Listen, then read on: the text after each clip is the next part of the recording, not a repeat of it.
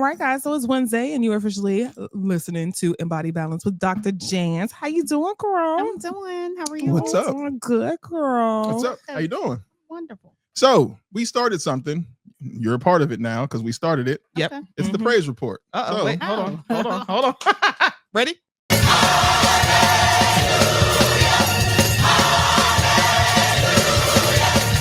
you got to give us one thing that you Come on, do it, you Dr. want to Janze. praise and be happy, or some type of testimony of positivity. One thing. Ooh. I can't share it right now, Okay. but just know that a door was opened. All right. Turn it up. Turn it up.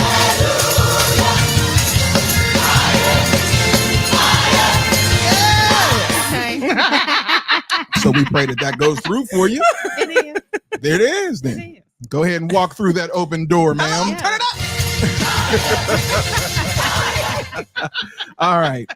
So we also see that you have a guest today. I do. Would you like to do her introduction? Absolutely. So I have the pleasure of introducing my friend Sandra Wabwani, and she is with Natural Life Integrative Nutritional Health Coaching. Hello. Hello. Hello, everybody. How you doing? I'm doing great. It's so wonderful to be with you all today. I'm so grateful for the invitation, and it's just an honor. Thank you. Well, Glad thank you you. can make it. You got something for the praise report? You can get put Well, on if you want. I'm doing my first podcast with you all, and that's my praise report. Well, there you go.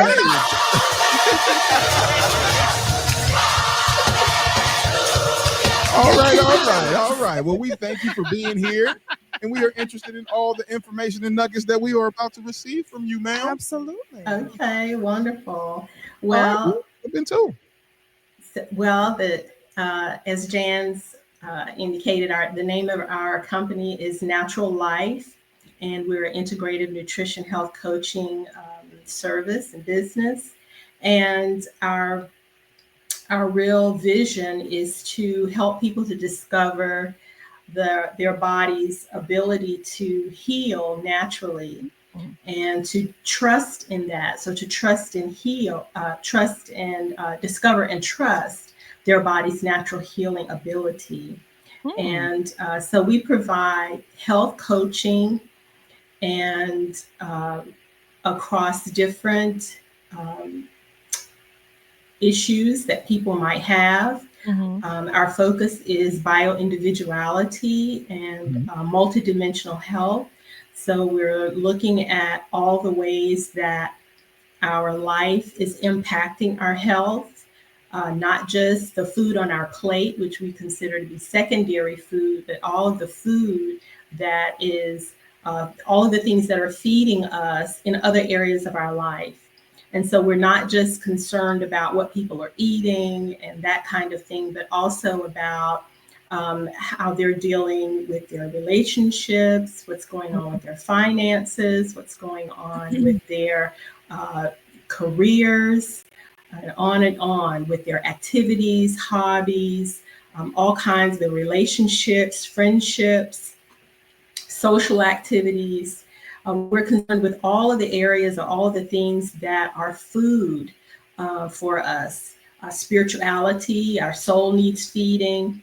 And so what we are finding is that when the primary food areas are deficient, then it impacts the secondary food. So then we start to see that the plate is a reflection of sometimes some areas in the primary food area that are not being fulfilled.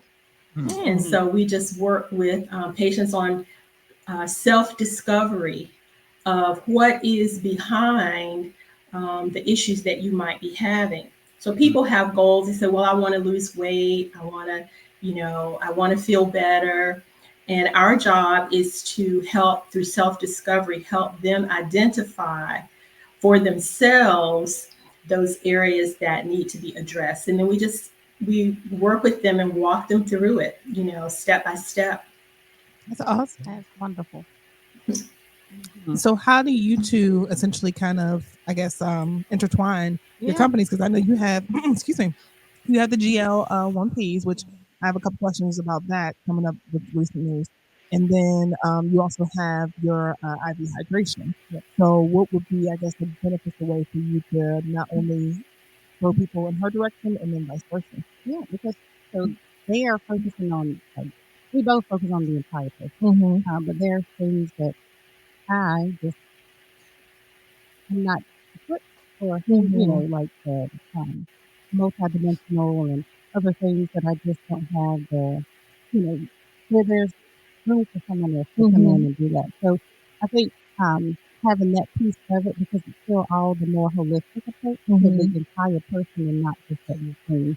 And so when we talk about weight loss, just the more natural processes, foods that we eat, spiritual. So I think our services will connect in a way that they're doing the person and I'm doing more of the medical side of it. In a sense. Awesome. Even though it may overlap just a tiny bit, but I think they'll be more detailed when it comes to things like that. And then when we talk about just, you know, because you had mentioned, you know, some really things, big things I don't think people had pay attention to when it comes to like overall healing and health. Yeah. You were talking about just like relationships and even finances.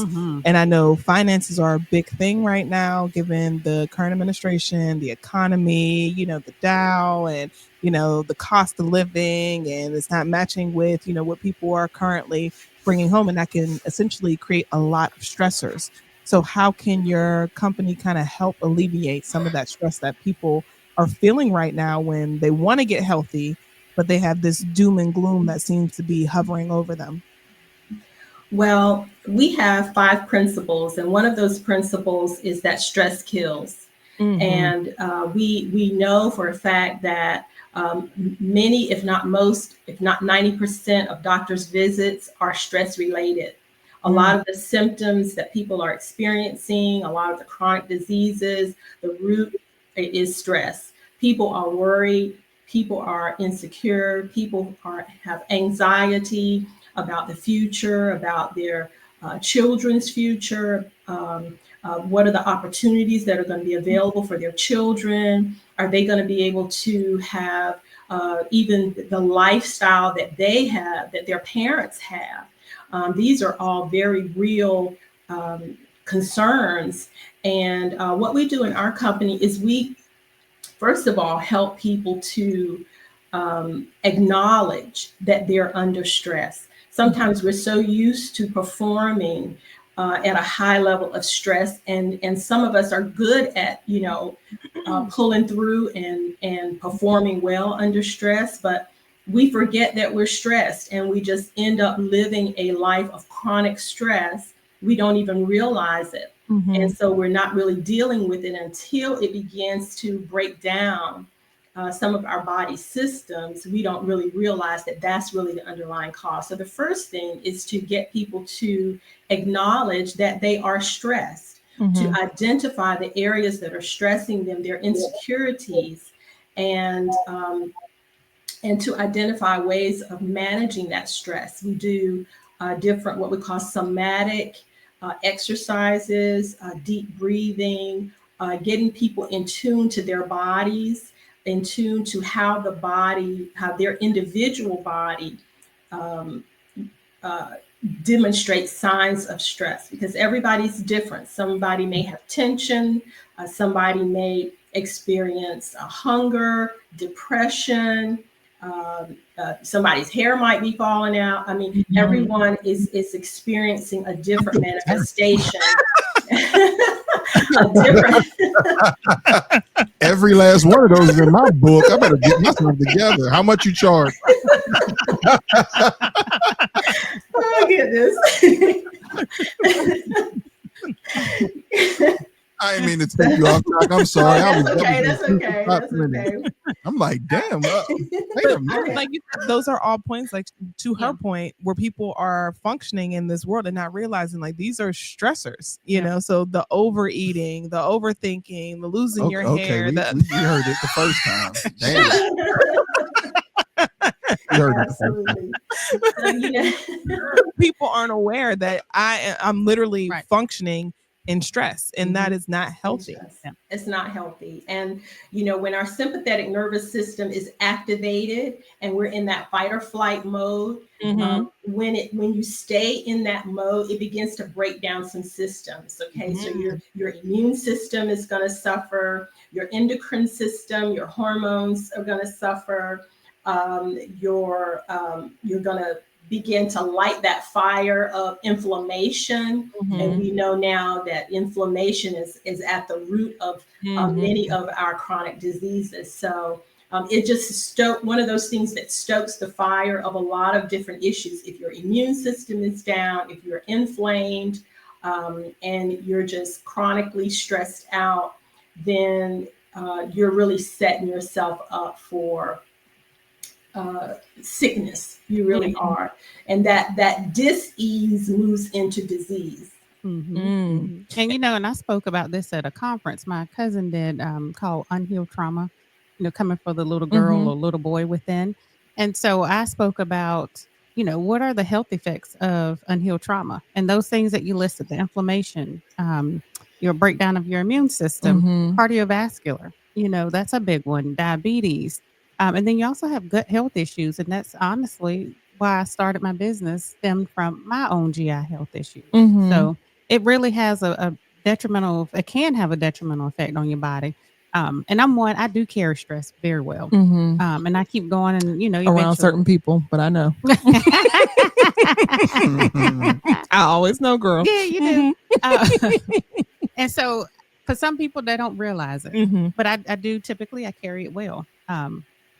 But thank God I'm still okay. I know that's right. And I want to ask both of you about like autoimmune diseases and inflammation, and how they kind of correlate. Because we do have talked about inflammation and how it is kind of like the root for other diseases. And they're even, essentially saying that it could possibly lead to cancer if you don't get this inflammation out of your body.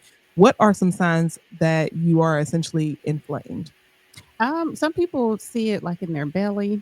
Your ankles swell.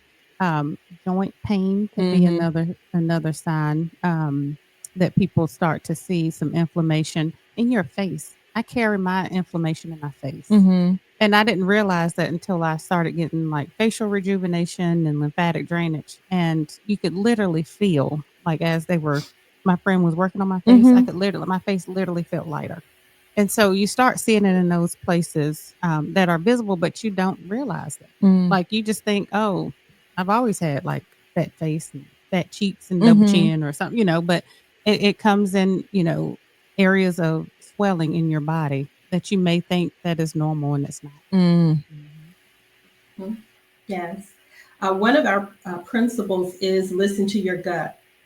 Your gut is speaking to you when you're experiencing gut issues. And just as Janze was talking about, a lot of times that is one of the first areas that people start experiencing dis-ease.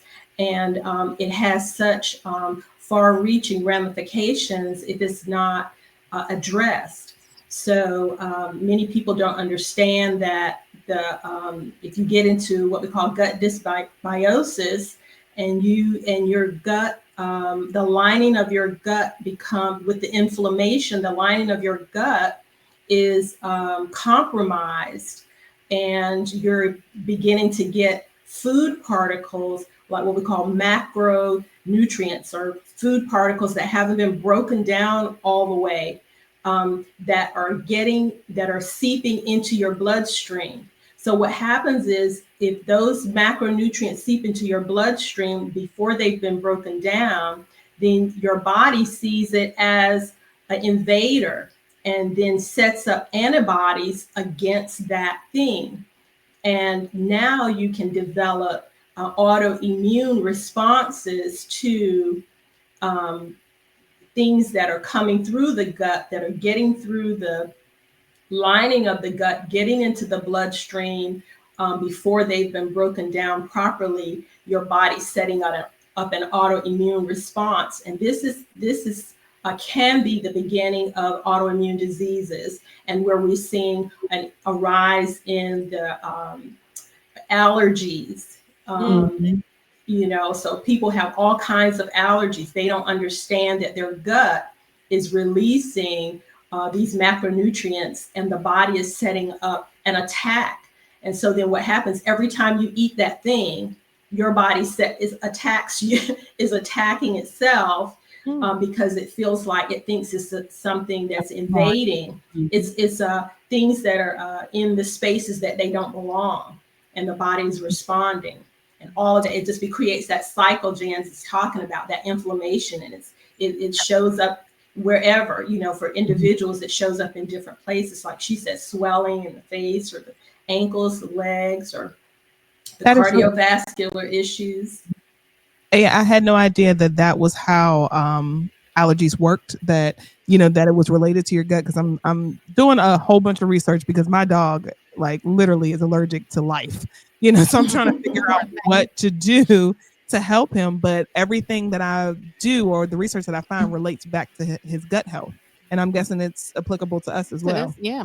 Gut health is essential, and people don't quite understand. And that's why I'm really big on it, and why I started my business, because of my own GI health issues, and the importance of your gut health is truly essential to your body and the health of your entire body. You have your gut health biome. So for me, I take a probiotic every day.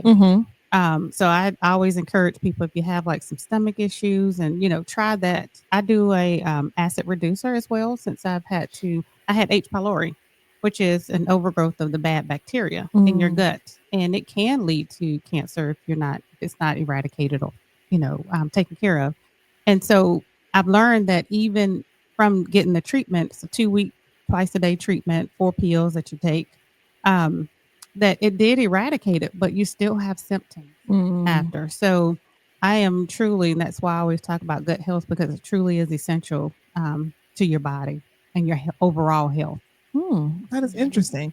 So then when we talk about gut health, I know you said probiotic, but is there anything that you should possibly be asking your doctors when you're getting your blood work to look for? There's some blood work that you can do for inflammatory factors. If you ask the doctor, they'll know. So I would just ask if they can check for any inflammatory issues. You can also still get, if you have some GI issue, upset, your upper part of your stomach feels kind of sometimes you feel certain foods that you eat, your stomach may feel swollen, or you just feel really gassy all the time. You can check, and it's just a thing. You can always get checked for H. pylori. You swallow and you blow it into a bag. Is that simple? That's what that is. Okay. Wasn't sure. Gotcha. Yep. That happens with me with red meat. I've stopped eating red meat. Red meat swells me up as if I just swallowed salt. Oh, wow. I cannot do burgers or steak and stuff like that anymore. Wow. And then even as you age too, your body changed. And so you're calling me old too. Now I'm bald. I'm old. I'm gonna just go sit in the lobby. Let y'all finish. As you get old, Negro. All right, and you're black. So all of them. 1 and 2. Oh man, this is a rough episode for me. It's applicable to a lot of people, because when people sit there and talk about, oh, my joints ache, oh, my hands are swollen, oh, my ankles are swollen, well, your body's telling you something. Yep, it could be something that you're eating, honestly, that you're putting in your body. So, but even now, it's gotten a lot better actually. But when I lost weight, it's gotten better. But I would eat I'm not a terrible eater. So for lunch, I can eat a salad with a little bit of protein or something like that. And one day I'll eat it and I'll feel fine. The next day I can eat the exact same thing. And after I eat, my stomach feels bloated and gassy and all that stuff. And I'm like, what in the world is going on? So I haven't quite found triggers. I don't have the issue anymore because I've cut out a lot of certain foods, and I've lost the weight. So my body definitely feels a ton better. So you guys are also speaking to the plate and how you set up your plate. How does one get into setting up the proper plate to feel some people eat because it's I want to feel full, but then usually that full means that you've overeaten to a certain extent. So how does one set up the proper plate and know everything that you guys are talking about when you just want to feel good? Where do you start? Yeah, so for me, it's always good. A protein is always good because it helps you feel full longer. Vegetable, and then you can have like your starch. But like we had we talked about nutrition, and that's where you'll go. You can talk with Sandra and help get a little bit better understanding of what that plate looks like, because it's going to be a little bit different based on like what foods you can eat, what you can tolerate and can't. And so it's like that balanced diet, but you also have to know like what things are triggering. So it can be something where you need to take some things out and then kind of start from scratch. Okay. Um, but I also, I always encourage a high protein, low carb, no added sugar. For people, vegetables is always good.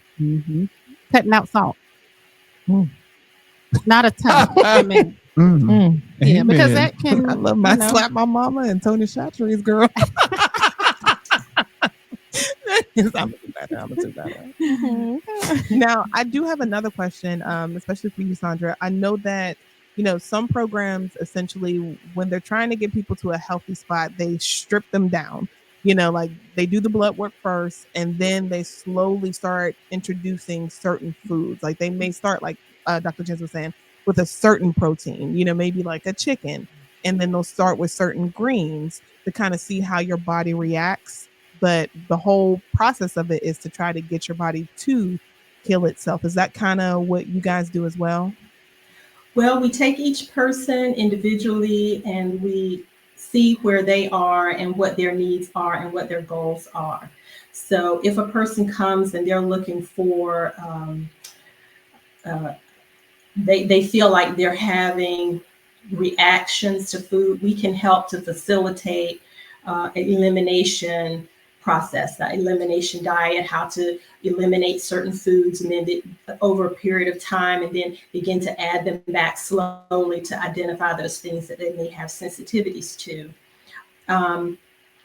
But just as Ken was saying, how he's discovered for himself that he can't eat red meat.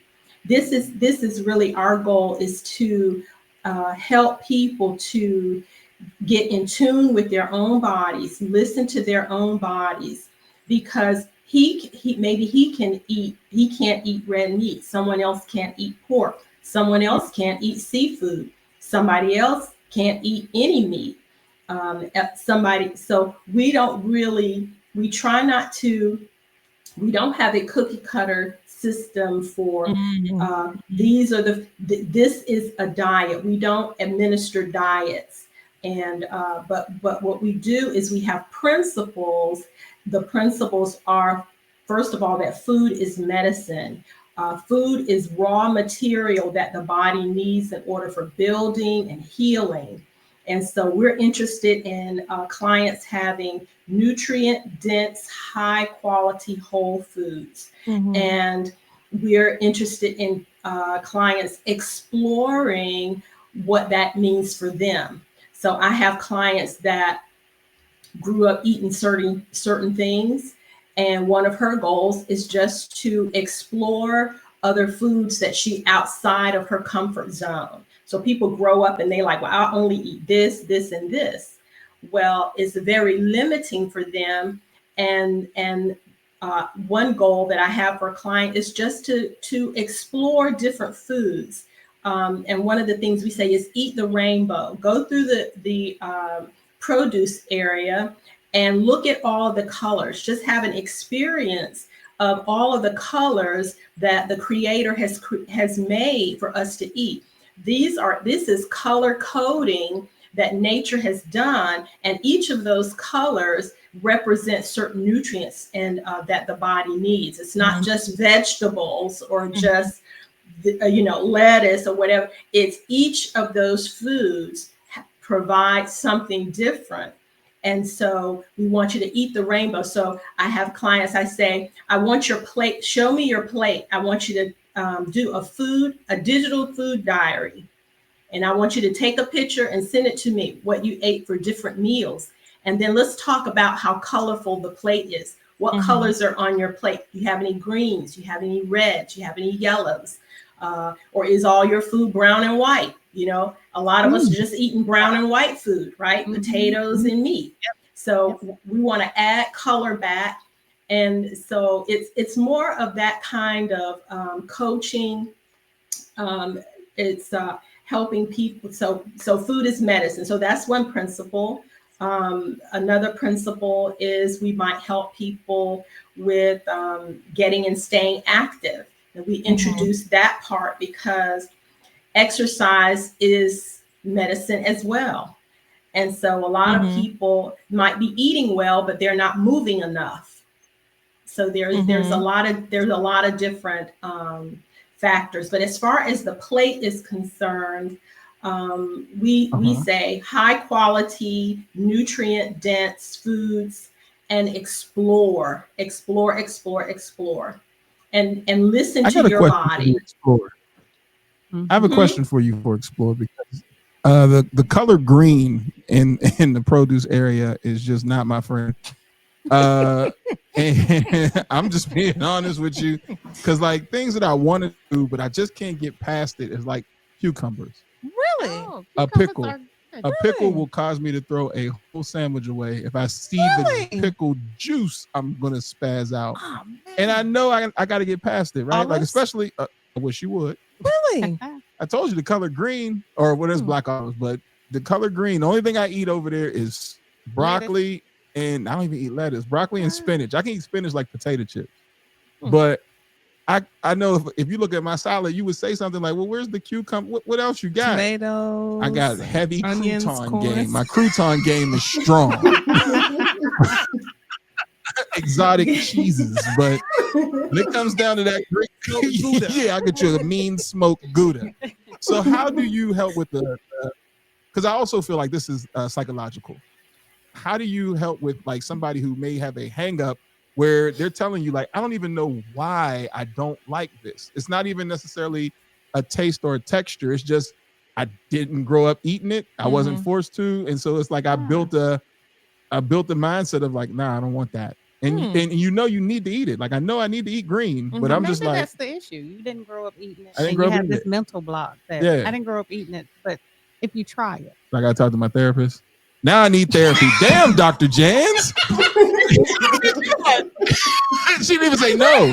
She didn't say no. No. That's why you have Sandra here. Sandra's gonna help you because we need to get you on green. I gotta eat greens. Now I eat black greens, and that's the problem. So you go ahead and get you some turkey meat, put that in there, and all the, like the greens, turn up and all that. Peppers in those, right? Onions. I cut up onions. I don't put peppers in there, but you know. You cook them all the way to death, right? Well, I like them a little crunchy, but yeah, they're cooked. There's no nutrients. We done got that out the juice. What about kale? Raw or cooked? Either or. I probably cook it too much. I can't eat raw kale. I don't like it. Really? But if I cook it, I'm good. You need the right like vinaigrette dressing on there or something. You need help, Sandra. I need help. That's why, Sandra. That's why I'm asking, because I believe it is. It's mental now, because I'm old enough to know, like, man, you got to eat that, and I haven't tasted it enough to where I have said I don't like the taste. I'm just not eating it, and will refuse it. Like, nah, I'm good. So that's why this is part of the discovery part that we take people through, because we do ask about childhood experiences. I have a client that when she was growing up, food was scarce, and she or it was rationed up until she was 11 or 12. Yeah, she went from she lived in a unstable environment, and so now she's vowed that she lives like I will never not have food again. And so she goes to the grocery store every day, and she's always buying food, and she's always, and because she doesn't know about healthy food choices, she's just constantly buying food. And once she said that I don't want my children to ever not be able to have whatever they want to eat. And so what we're doing there is now we're creating a lifestyle a legacy or her children will inherit a food, idea about food, that food should be abundant, readily available. We should eat all day, all the time, whenever we want to eat. You see, so her experience as a child has created a new legacy of a wrong relationship with food. Ooh, girl, that is good. Why do you think I pointed at you? What? Because I have a terrible sugar addiction, and it comes through what I've seen. My mom she worked out like whatever, but you go in that cabinet and you go behind what's healthy. Oh, she's hiding sugar like old people used to hide money. You're like, where are these Skittles coming from? And all this, she would hide it, but she had an addiction. But then the addiction also came from growing up. Sugar was a reward. It was a reward. And that was, like you said, that was passed down to us. So, whenever we did well. I done gave myself too many rewards. Is that what it is? Because I don't know if I need to be. What it is. All right. whenever we're celebrating or we're doing something, food was always related to that. So now I'm not sure how it is for you, but for me, like when something's going good, I reward myself. I'm like, okay, absolutely, go and get a nice dinner, or I'll go out and I'll get crab legs because I want crab legs because I deserve it. And like you said, you're not realizing the patterns that come with that. But that was good. That's gonna be a social media. So when you saying that, all right, I'm gonna be a transparent moment. That's probably my issue with vegetables. Because playing football so young, I always had to make weight. And so like it got to a point where they had to the doctors had to tell my mother and father, like, this is muscle. He's losing muscle now. You can't keep him on cauliflower, broccoli. And I would only eat vegetables. And now to this day, I'm like, the hell with a vegetable. Like, you were too young to remember that, but literally, like, my friends were eating other stuff, and my parents would give me steamed vegetables. They were breeding me. No protein. I would get some baked chicken every now and again, but it was vegetables upon vegetables. And like, even like, summertime, kids are having fun. You have those summertime. Not me. You play football, you got to eat like this. And it was vegetables. Damn them. This conversation has left me feeling. And that's why I go home. Peanut butter and jelly to this day, because it just reminds me of poverty. I don't want that shit. And that's the other reason why I pointed to you. She won't eat hot dogs or peanut butter and jelly. Well, I'd like to share that one of the things also that we talk about reward is important if in the right context. So we want to be in control of the reward. And what's happened with our food system is there's so many additives and chemicals and things that have been put in the food that are designed to stimulate our reward pathways, to stimulate our pleasure pathways. And what it does is it gives you a feeling of pleasure that is really not related to how good the food is. It's really a chemical response that's happening in the brain. So we want to be careful that what we call reward is truly something that we enjoy, and that we're not being driven by another factor, right?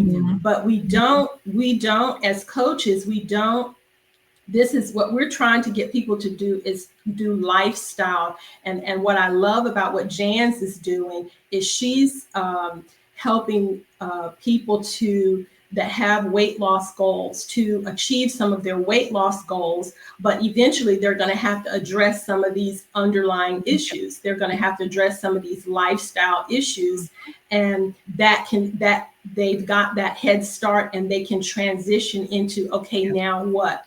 What are the stories I'm telling myself that are no longer serving me? Like, I don't eat vegetables anymore because I just don't, right? So if that's, there are things that we tell ourselves that are from our childhood that are not serving us anymore. And our job is to help people to discover what are those things that you keep saying to yourself that are no longer relevant, but they're affecting how you live your life.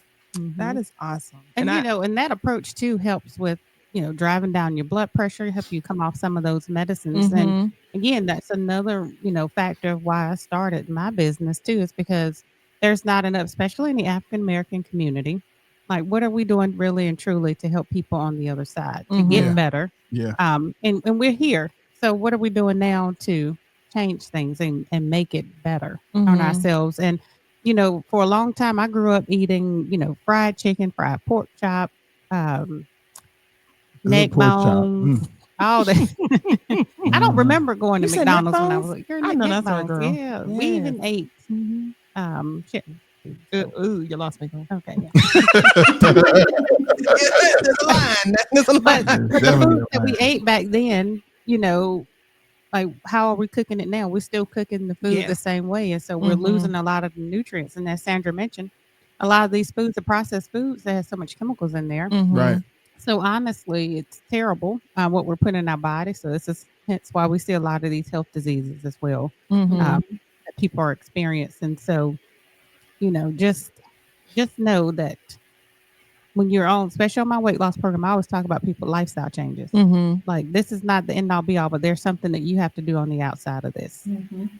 And for those who may think that this is like overwhelming, for some people it may be that way. Yeah.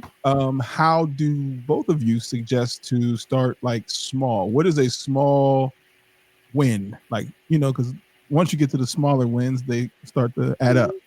So what would be a small win that somebody can start and look at within like a day or within a week?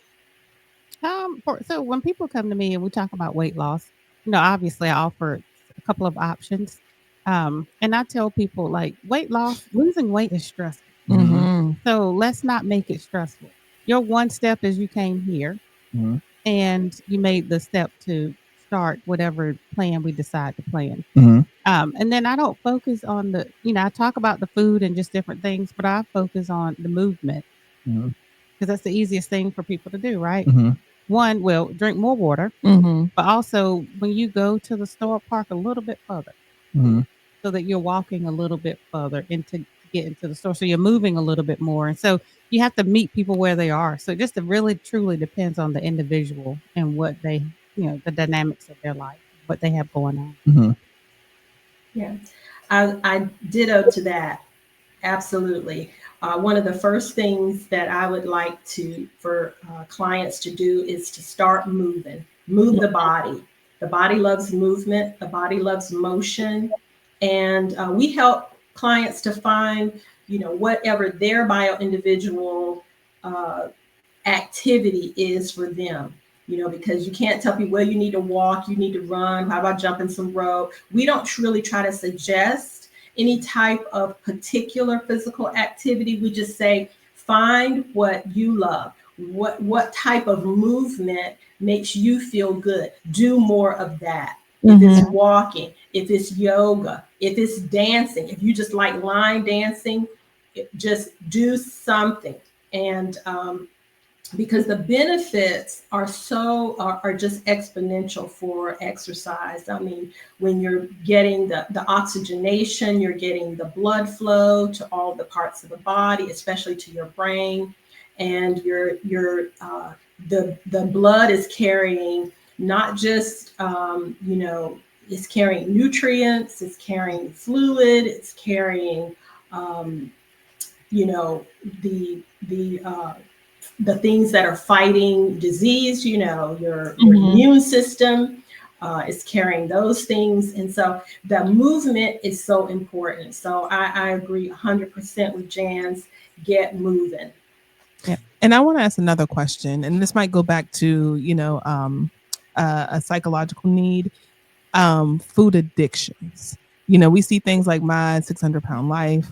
We see people who have a tendency to overeat or just say, I need this, like I need it. But then it's also that battle of I've hit a wall, I need to lose weight, and something needs to change. How do you help those people where they're just like, food is so important to them? Well, we really are interested at getting to the root cause. Root cause is so important because root cause is going to be the key to sustained health and wellness, whatever. That's why diets don't work. And that's why we don't tell anybody what they can or can't have. Okay. We don't say you can't, we don't tell people you can't have this, you can't eat sweets, you don't do this or do that. We do what we call crowding out. In other words, we're interested in, if people are eating poorly, we're interested in them we don't start with taking things away, but we start helping them to introduce something that is healthy. So let's kind of begin to crowd out the plate with introducing things that you're not eating. We're not saying don't stop eating what you're eating. We don't say that first, because now you're going to get pushback when you start trying to take things away from people. But we suggest, why don't you try to add this, add that to your plate, And so as you're adding these things, and as you're introducing these things to your palate, to your brain, your palate and your brain can get reprogrammed. We've been hacked, whether we know it or not. And so we have to break that hack by introducing real, natural, nutrient-rich foods. So we don't take anything away. We say, here, try this and see how that works. And let's try some different things. And then we move as people are, what your body wants the real thing. It really does. The body wants the real thing. So if you introduce slowly the real thing to the body, you will begin to want that more, and it crowds it out. It moves, the other things begin to move out of the way. Now, we're not therapists, but we are trained to recognize when people need therapy. And we will, defer to the medical practitioners. We're not practicing medicine. And we will defer to nutritionists if they need a professional. So we're all about respecting the boundaries between coaching, between medicine, between therapy, and respecting those things, and directing people where we think they need. And in that example, I think therapy is in order. And to speak to your point about kind of crowding things out, one thing that I used to do, and I don't do nearly as much anymore, even though they are right behind me and you can see, is potato chips. I used to kill potato chips, like a bag of potato chips, a big one, not the little ones, the big ones, gone in no time. But ever since my fiance started eating peanuts, now I'm more on peanuts, trail mixes. I don't really buy the big bag of Utz no more or anything. Aldi has the best. So yeah, it's not that I've learned to, like you said, crowd it out with other things, even like with peppers, like eating peppers like straight fresh up. Peppers? Yeah, like I didn't do that before, but I just started crowding that out and putting that into my recipes a little bit more. I just got to work with, from what I've learned from you today, is I'm gonna just go buy a cucumber and let's just work it out. Just work it out. The seedless one. Oh yeah, that's I thought we weren't supposed to eat vegetables without seeds. No, that's right. I'm just asking. I'm not the professional. Clearly, I got problems. So now, would you do like that's what they say when they make like the Asian cucumber salad with like the soy sauce and garlic, like things like that? So I'm not a big. Once again, as we were talking about, I can't do soy sauce at all. Not even low sodium. I will blow up like a balloon. Understand? Okay, gotcha. I can't have any version of it. I've tried them all, and I miss soy sauce so much, but I cannot have it. Next thing you know, I'm out here looking like a clump. Dash. I do Mrs. Dash. Yes. Put your cucumber, put some Mrs. Dash. Yeah. Especially like for the I'll chip do it flavor. tonight. Yeah. We'll see how that goes. Yeah. I'll pick that up on the way home. I'll tell y'all. And then next week, add some lettuce. I don't like lettuce. I like spinach. Spinach works. Okay. Is there a specific type of lettuce or just all lettuce? Like I like butter and romaine. So here's the issue. Romaine. All right. I'll just be transparent. So we're all here and doctors and everything. I get constipation from lettuce. Wow. Every time I eat lettuce, I get constipated. And it pisses me off because I like salads to a degree. But that's what switched me from lettuce to spinach. So notice you don't never see me eat lettuce anymore. Never, no, because every time I eat it, I get constipation. And I have no idea why. The doctor laughed at me when I told him that. Oh, wow. Just like that.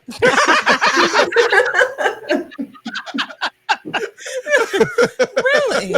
Yeah, he literally said that. He was like, wow, okay. Well, what else can you? I said, well, I like spinach. You'll never get, I don't care what the way you feel about hot dogs, the way I feel about cabbage. Cabbage is delicious. No, ma'am. I feel like we make way too much on this earth to do cabbage.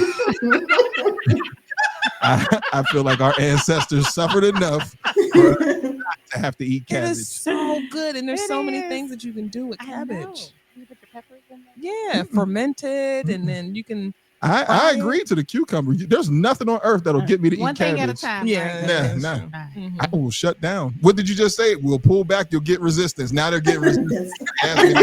That's right. That's right. You can't fight it. You can't fight it. Because that's how I feel about beets. I don't care what anybody does. I will never eat a beet. Never. Like dirt. Yeah. Now roasted. Nope. Oh. No, I don't care what I you do will eat to them it. roasted with goat cheese. Mm-mm. No, and I love goat cheese. I will not eat a beet. I like beet juice, surprisingly. Nah. Which is crazy, but I like beet juice. It has to be cooked. So I got to figure out how to put a combination of the healthy things that I do like on the plate, because I'll drink beet juice. Gross. I actually like it. Ain't no way. Really? Ain't no way. No. Tastes like Interesting. But like you said, it goes back to the mental, because I had a really horrible experience with beets and I got nauseated and really sick. So from that point on, my mind, anytime I see a beet, it makes me think of that moment. And I will never touch them. I've never seen mom. Well, see, that's why I don't like okra either. Oh, I love okra. Oh my gosh. I only Pickled started or eating squash love squash. until, because back then we used to cook it to death. Like it was all souped up. Mushy. Yeah. But one of my husband's friends, his wife made it. She just put like a little bit of lemon pepper on it and sauteed it. And I was like, oh, so now I'm eating squash again. How about that? Squash? I'll eat squash. Zucchini. I got no, you see, I told you the green part, the green. I actually got tricked by my fiance with a squash pie. She made it taste like sweet potatoes. Interesting. I knew the color was off, but I'm greedy as hell. You know that. So I'm eating it, and I'm like, something's not right about the color. She was like, but you like it though, right? I'm like, it's good. This is excellent. That's squash. Yeah.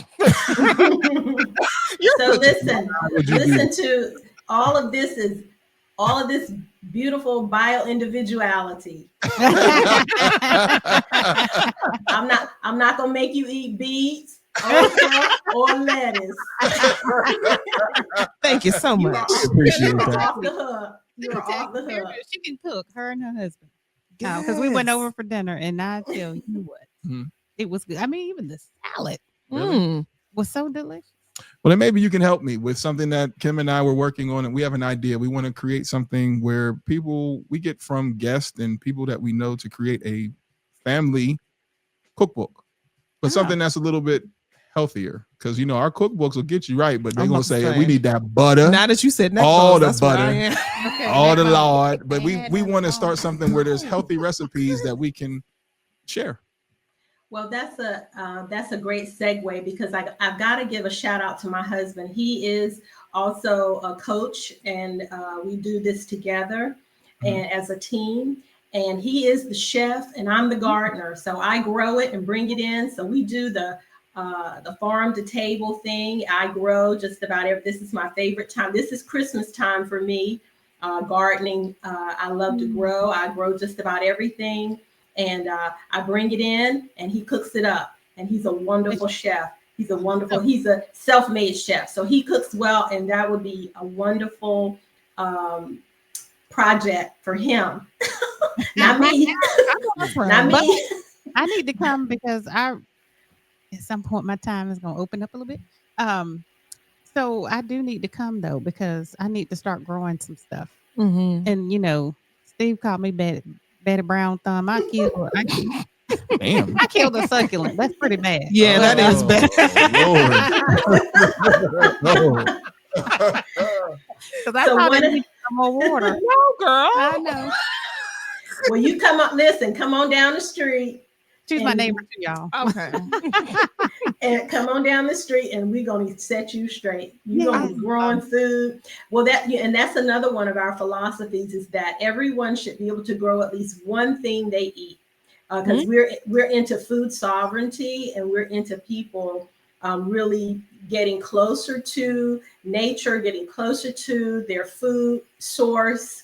And that's a good way. Even if it's an herb, it's nice to just go out and cut fresh herbs and bring them in and cook them, or you can dry them, or just go out and pick a cucumber or whatever. It's a great feeling, and it really helps bring you closer to nature. And so that's what we call a natural life. We're about getting people out of this artificial life, out of this artificial existence that we're living. We've been hacked and we are living, many of us, an artificial life, and we're interested in people living a natural life. Healthy life. Our healthy life. Lived to our 90s. But the one thing I can tell you is that her garden was the bomb. Yes. And I can't, while you were talking, I'm thinking, like, did I ever see grandma eat pizza? No. I've never seen her eat a hamburger that she didn't cook. Like, I never seen her eat fast food. Anything that she cooked came from that garden that I worked like hell in. Like, but it came from her garden. I've seen my grandfather eat stuff like that. But her, if it wasn't fresh, she wasn't rocking with it. Like, she's the woman that if you got sick around her, she would come out and eat garlic like an apple. Like, she would just peel it, eat it. And you were like, what? But then she was never sick. Never. Yeah. And like I said, 96. Yeah, she made it to 96 years old. So, guess I got to go get a garden. I was going to say, right? I'm going to make my own herbs because I'm not going to do a garden. My fiance does a pretty good job. Like, it was pretty dope to taste the difference of fresh basil when she made it. Literally, you can tell it was completely different than the grocery store. And then she made cilantro, and that was, you can taste the difference in that. It was like, oh, I guess we are you eating. Control what you put in the soil. Yeah, I'm like, really, this ain't right. Because after after the season went past and it was gone and we had to go to the grocery store, I'm like, ooh, this don't taste the same. I do have a quick question for people who can't garden just yet. Would you recommend like farmers markets being an okay resource? Absolutely. I frequent the grocery store. I mean, it's difficult in these times in our life to grow enough food to sustain a family, in your backyard. We do a significant amount, but we have to go to the grocery store just like everybody else, or to the farmers. This is a great time for the farmers market, and it's a wonderful time to support them, and they need that support. And so, absolutely, that's a great idea. Well, Ms. Sandra, let people know how they can get in contact with you, any of your social media handles. If someone wants to schedule a consultation with you and your husband, how does that happen? Well, right now we're still working on our web page, and right now, if they would just come to subwani@yahoo.com, and we will send them an invitation link to our client portal, and get all the information they need to connect, to get their history, and get them started. Awesome. Wonderful. Sounds good. Awesome. And then one question, Dr. Janze, before we get up out of here. I know that there's been a lot going on, a lot of talk recently, in the government about GLPs and, just affordability and, how even certain pharmacies may even stop making some. Yeah. Well, is any of that going to affect you? Yeah. Yeah. So, as most people know or have heard, the FDA took semaglutide and tirzepatide or Mounjaro, Ozempic off of the short list, which means the compound pharmacies that a lot of people were relying on, they had a certain time to stop producing that. And so a lot of them have stopped producing. However, there are still some that, kind of do it patient specific. So they may come with like vitamin B12 in it. And the dosing will be different to be able to still support those that are on it. So, but there's still options too from the manufacturers or the big pharma where people can I can prescribe from there. The cost though will be Mhm. the issue, but at least there's still something available for people. Awesome. All right. And if someone wants to schedule with you, or if they have any questions, how can they go about it? Yeah, so go to www.embodyhydration.com. You can find me on social media, Instagram at Embody Hydration and Facebook Embody Hydration and Wellness. Miss Sandra, that wasn't that bad for your first podcast, was it? You did a great job. You did a great job. And you are now officially one of our cousins, so you can come back whenever you want. Thank you so much. I was so nervous. Oh my gosh.